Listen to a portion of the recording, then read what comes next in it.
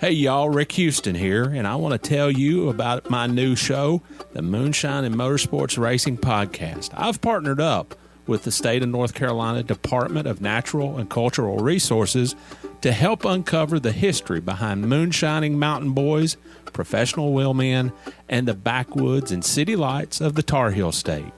In the first episode, I sat down with Winston Kelley at the NASCAR Hall of Fame for a little behind-the-scenes gossip about Junior Johnson's engineering skills.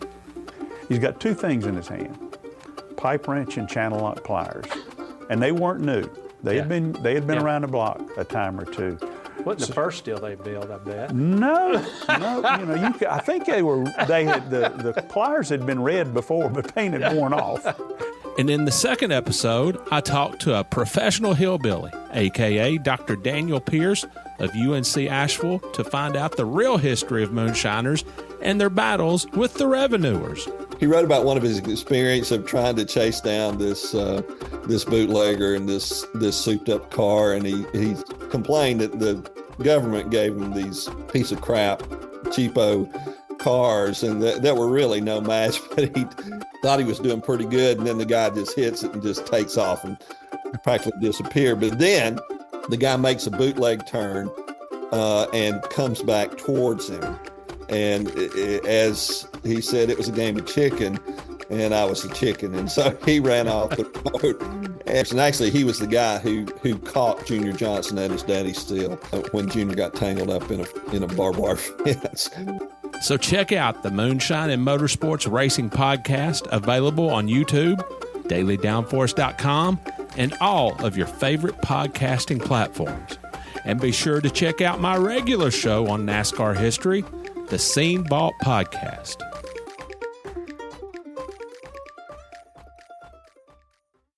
Hey there, NASCAR fans. Have you got your copy of the latest edition of NASCAR Pole Position Print Magazine?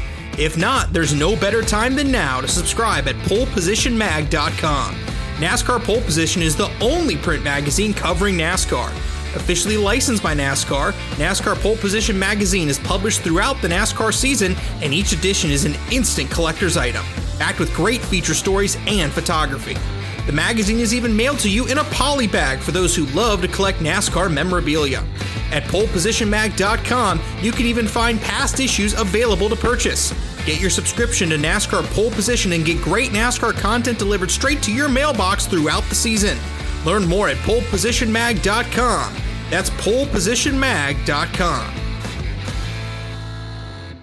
Hello, my name is Rick Houston, and welcome to the debut episode of the Moonshine Motorsports Podcast. Now, this week, in our first episode, we're going to start at the end, at the NASCAR Hall of Fame, the culmination of the connection between Moonshine Motorsports and North Carolina. Now, I sat down with Winston Kelley for a conversation about those connections. I hope you enjoy.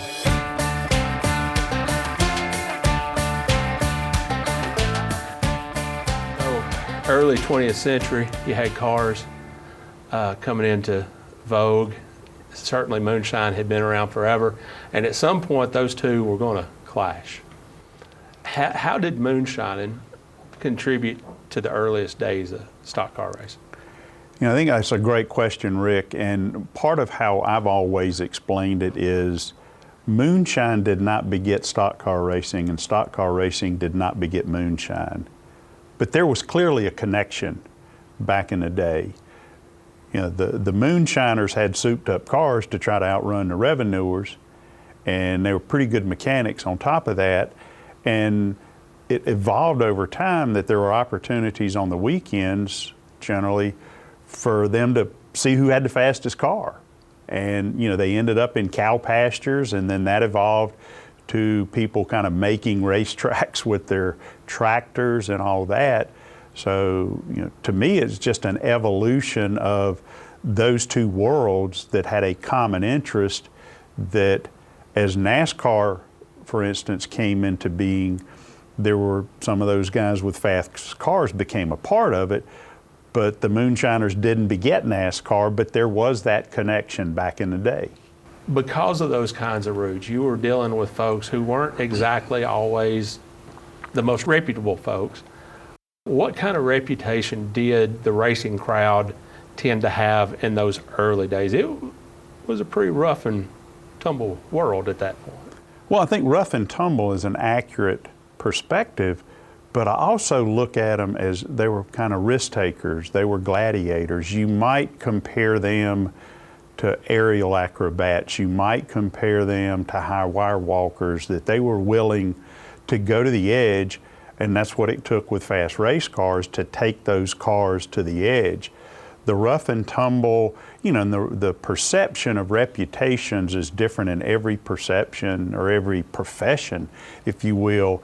And, people might look at mountain people or southern people or northern people in different ways. So they may not have been as polished, but they were probably every bit as intelligent as people who were polished. Right.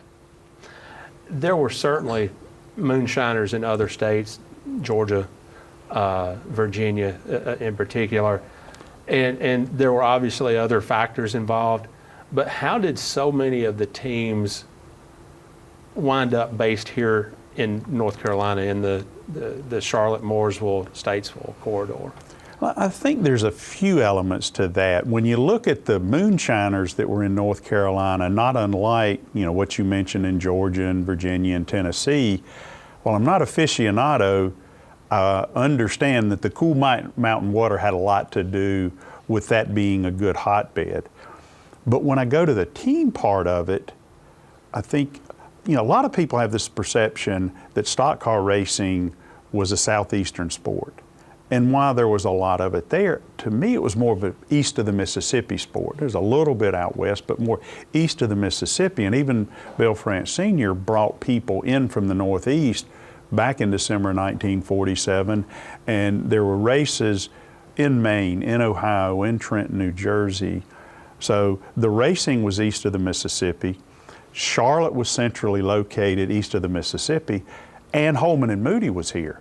Holman and Moody, as you know, was a race car provider, a race parts provider, and just like businesses congregate around a BMW plant in Spartanburg, Greenville, South Carolina, the race teams kind of congregated around where they could get their parts and their cars back in the late 50s, early 60s, and it just kind of grew from there and became where the suppliers over time came here. So I think it's a combination of that Holman and Moody part, the centrally located on the East Coast. Now, when the NASCAR Hall of Fame was in the planning stages, there were a handful of options for where it would be located. And I mean, in my mind, obviously I wasn't part of the decision-making process, but in my mind, there were two major candidates. I mean, you could have made a really good case for Daytona, could have made really good case for Charlotte. Ultimately, how did it wind up here? Well, you need to understand the process, and I found out later on in the process that NASCAR actually started talking about this in the 2001-2002 timeframe, just evaluating the option, and there were a variety of discussions. Atlanta had talked to them because what had been the World of Coke, that space was available. We first heard about it in this community in the 2004 timeframe, that they were thinking about doing a Hall of Fame and developing a process if they even were choosing to do one. And the process being, they issued RFPs to 4 cities, but any city that hosted a Cup Series race could present a proposal. That was the only minimum requirement. It had to be in and around an area that hosted a Cup Series race. So the original proposals went out to Kansas City, Atlanta, Daytona Beach, and Charlotte. Several other cities asked for the RFP and evaluated it. The only other one that presented one was Richmond. So you had 5 communities really that presented proposals that NASCAR went and visited. And we could spend a whole podcast on why each one of them, as you referenced, had some reasons that they could be a host there. And the Charlotte effort, that RFP went out in early 2005, and throughout 2005, after they returned them to NASCAR in the May timeframe, then they did site visits and went through various discussions. The Charlotte effort focused on what are our strengths and advantages, not how are we better than somebody else, or what are the advantages. And some of the key things that NASCAR was looking for was a sustainable business model, was community and industry support.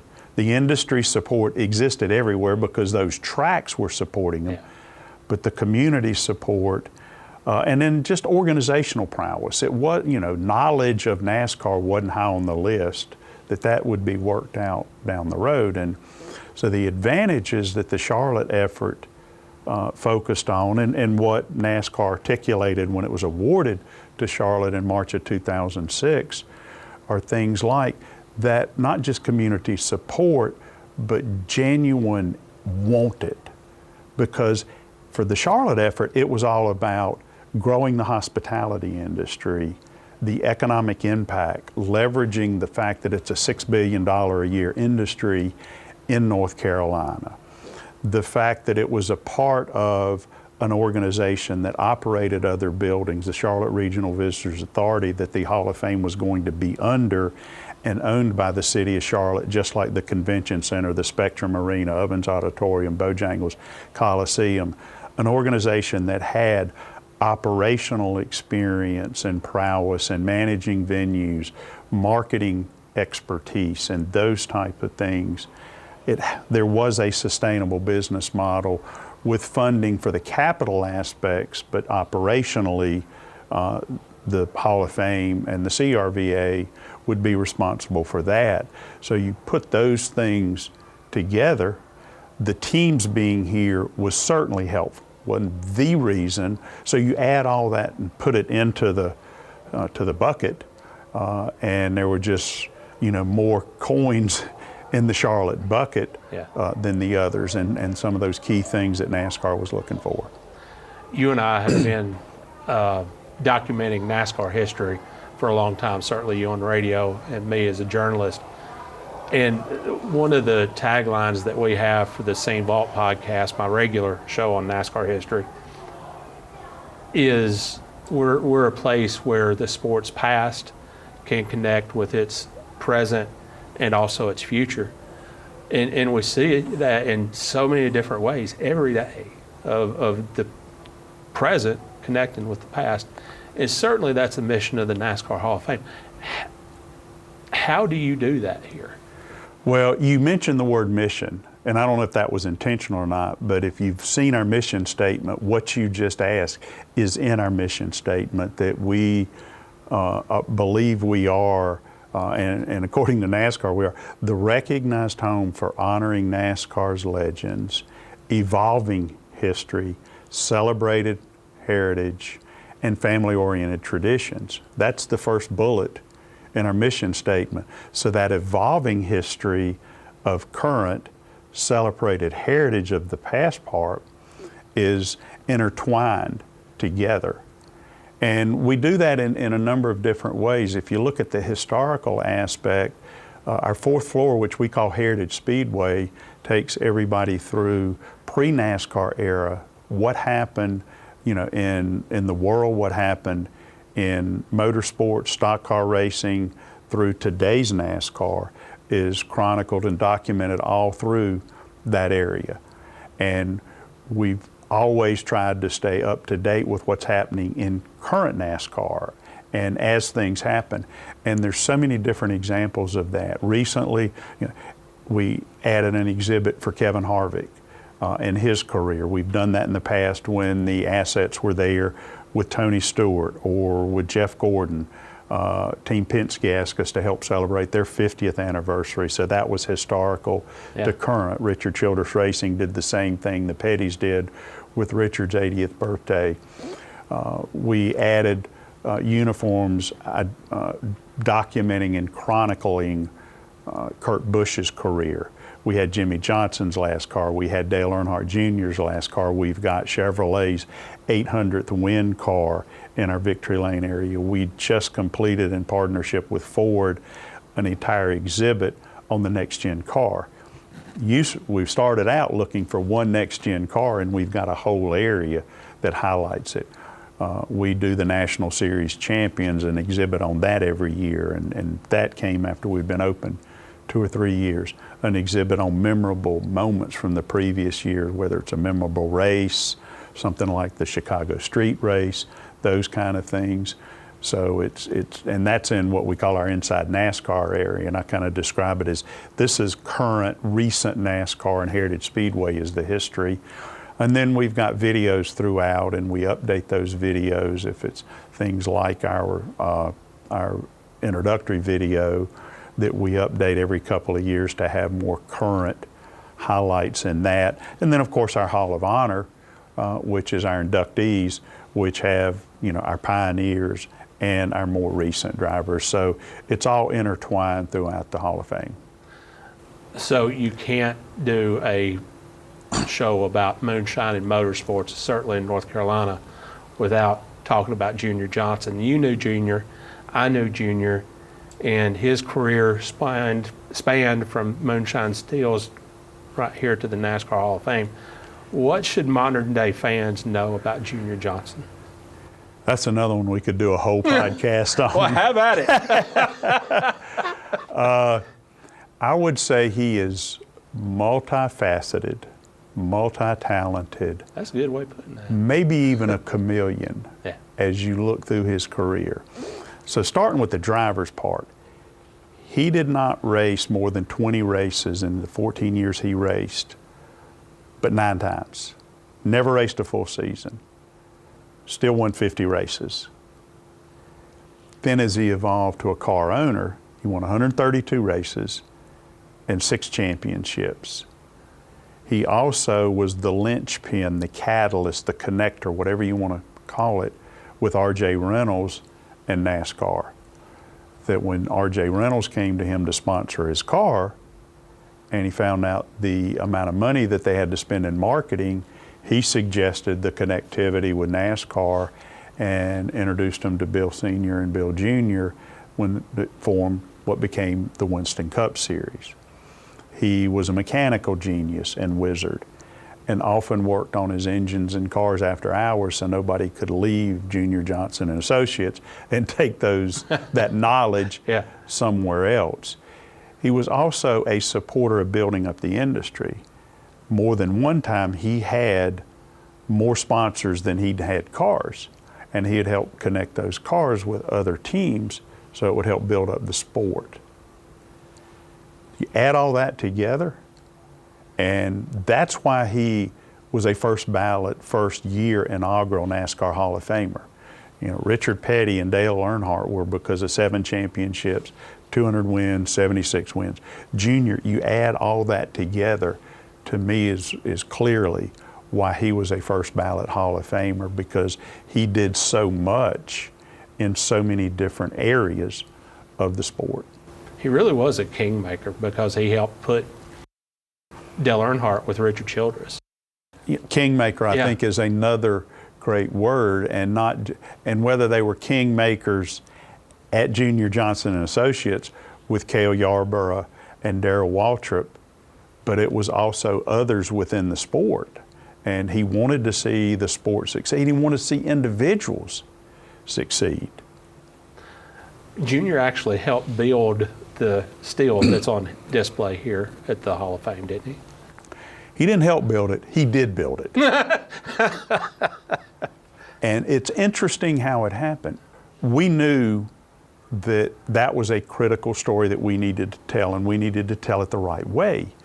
And our exhibit designers had met with him along with many others as we were designing the Hall of Fame starting back in middle of 2006. So we had the idea to ask him, can you kind of draw us what a moonshine steel looked like back in those days, back in the 40s and 50s? Draw us a picture of it that we could make a graphic out of it, or maybe even build a small replica of it. He said, sure. So somebody that was working with us, contracted at the time, had gone up to pick up some stuff from Junior that he was going to bring back, and he came back and he said, got some good news, I think. What do you mean? Junior's building the steel, but it's full size. and I don't think it'll fit in the space that we're talking about putting it in. So I said, get the dimensions, got the dimensions. We were on regular calls and meetings with the exhibit designers. Change those dimensions. And and realized it wouldn't fit. And as we talked to the exhibit designers, and they were a little hesitant, it didn't take long to realize we had to do a little bit in that room where it is to reconfigure it, because it was a Junior Johnson still. We weren't going to say, make it smaller. We had to adjust the room. So Junior keeps building the still. He brings it down. This is going to be about 2008, and we were putting things that we were accumulating in a storage facility off-site, put it in there.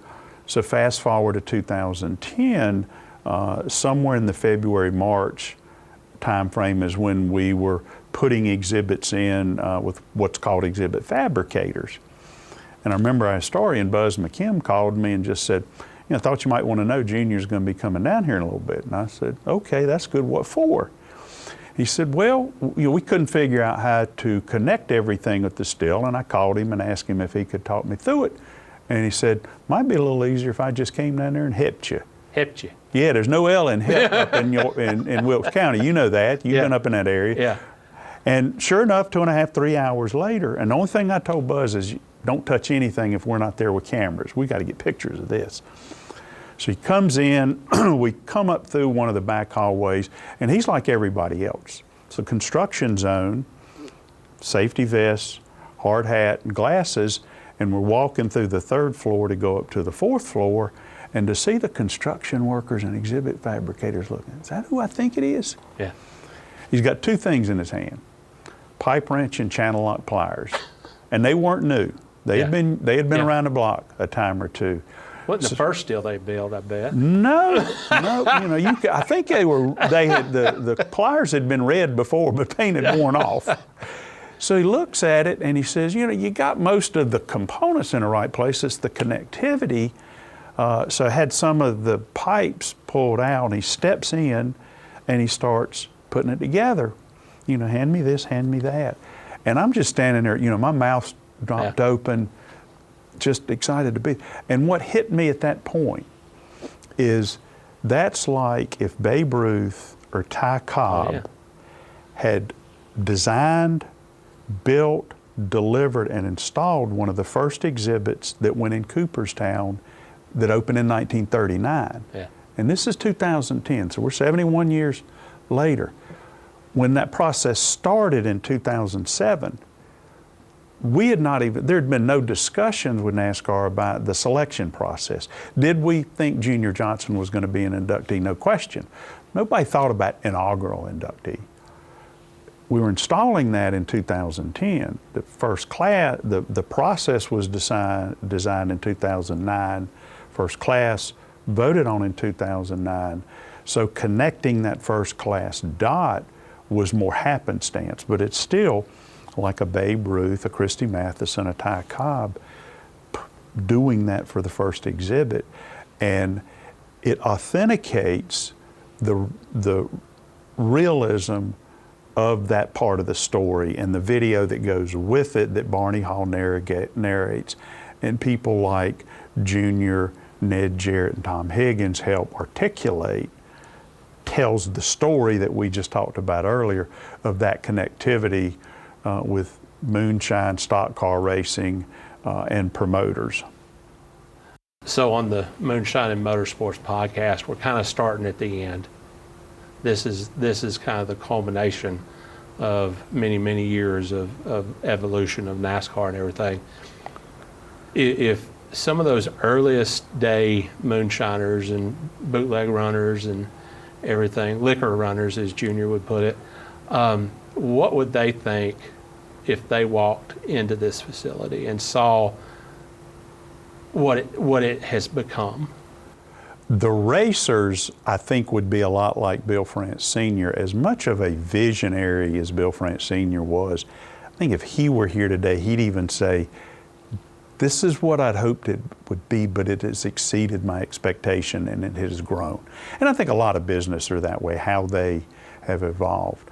But the other thing, and one of the things I learned from the exhibit designers and have seen for the past 14 years since we've been open, is people that come here and to any museum, whether they are a fan of that sport or that topic, or whether they're just visiting friends and family and looking for something to do and they're not even a casual fan, they look for some kind of personal connectivity, whether it's a home state or a hometown.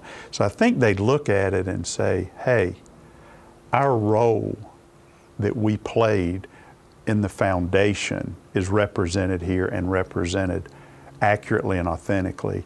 I think that's what they would navigate to, that's what we did, that was a part of that foundation and evolution of stock car racing. How quickly could those earliest moonshiners get Junior still up and running? Well, that's another interesting story with Junior. He came and did a lot of Q&As and autograph sessions here while he was alive, and many of those we would do out front of the still. And if it was a private event, they might even serve a little bit of his Midnight Moon. So when we were having one of those discussions, and he and I were doing a Q&A, and somebody asked if it worked, and I said no. He said, no, au contraire. It's just not currently operational. If you would let me, I could fire it up. Fire marshals might not, but he says it's not currently operational. So if he could get it up and running, I don't think it would take very long for them to get it up and running. And I believe him. There's no doubt in my mind that if he said he could get it up and running, he would. So I hope you enjoyed that conversation with Winston. He is a great guy. He gave us a lot of great answers. I hope you enjoyed the debut episode of the Moonshine Motorsports podcast. If you did, please give us a like, subscribe, comment. Would look forward to hearing from you. And we'll see you next episode.